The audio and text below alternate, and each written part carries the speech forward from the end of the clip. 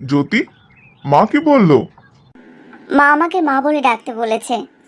আজ থেকে আমি আর ওনাকে মাদার ইন ল বলে ডাকবো না।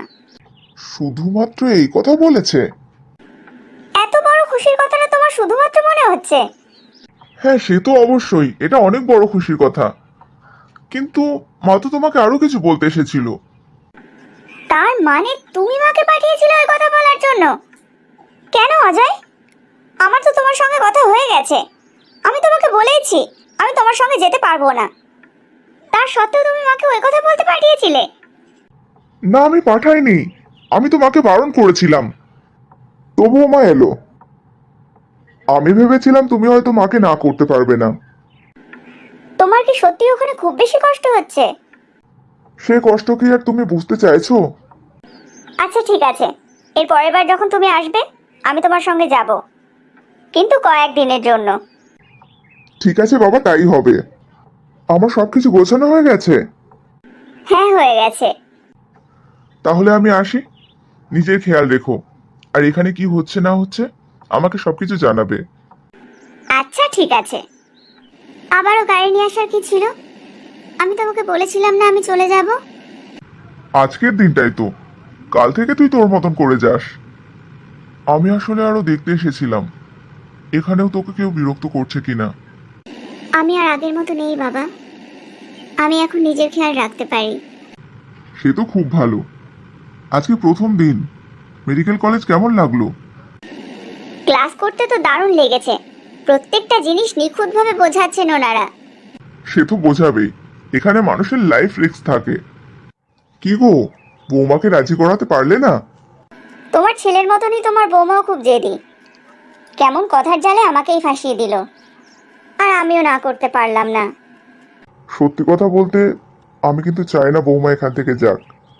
ও যবে থেকে এসেছে তবে থেকে বাড়িটা বেশ গম গম করে। মনে হয় যেন বাড়িটা প্রাণ পেয়েছে। তা অবশ্য তুমি ঠিকই বলেছ।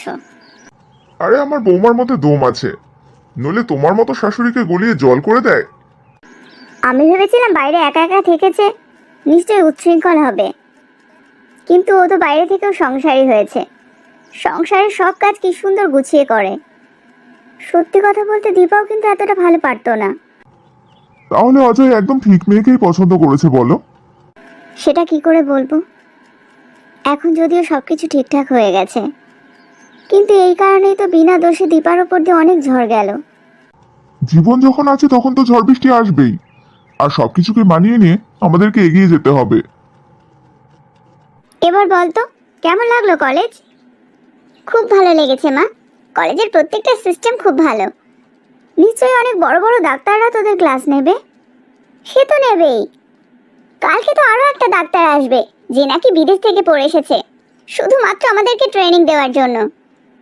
তাই বুঝি? হ্যাঁ গো মা, উনি আসবেন বলে কলেজটাকে আরো ভালো করে ডেকোরেট করা হচ্ছে। আর দূর দূরান্ত থেকে অনেক পেশেন্টও আসছে। এতে আমাদের ট্রেনিংটাও খুব ভালো হবে। কিন্তু খুব ভয় করছে জানো মা, উনি নাকি খুব কড়া। সবাই নাকি ওনাকে খুব ভয় পায়। ঠিকঠাকভাবে পড়াশোনা করবি, তাহলেই আর কোনো ভয় নেই। সে তো আমি করবই, কাউকে কিচ্ছু বলার সুযোগ দেব না। আমার একটা বন্ধু হয়েছে, ওর নাম কাজল। কিন্তু আবার একটা ব্যাড নিউজও আছে। Bad news? কেন, কি হয়েছে? পিঙ্কিও এই কলেজেই ভর্তি হয়েছে। পিঙ্কি? কি করে? ওর তো নাকি রেজাল্ট খুব একটা ভালো হয়নি। কি করে আবার? কাউকে নিশ্চয়ই আচ্ছা করে ঘুষ খাইয়েছে। এখানে যদি ও বেশি বাড়াবাড়ি করে, তাহলে আমি ওকে ছেড়ে কথা বলবো না। সবাইকে বলে দেব ও ঘুষ দিয়ে কলেজে ভর্তি হয়েছে, যেটা ওখানকার নিয়ম না। একদম তাই। অন্যায়কে কখনো চুপচাপ মেনে নিবি না। না, আমি এখনই কিছু বলবো না, কারণ ভালো হওয়ার সুযোগ সব মানুষকেই দেওয়া উচিত। ও যদি আমার পেছনে লাগে, তবেই ওর সত্যিটা সবাইকে বলবো। আর ও যদি শুধু নিজের পড়াশোনা নিয়ে ব্যস্ত থাকে, তাহলে আমার কোনো অসুবিধে নেই।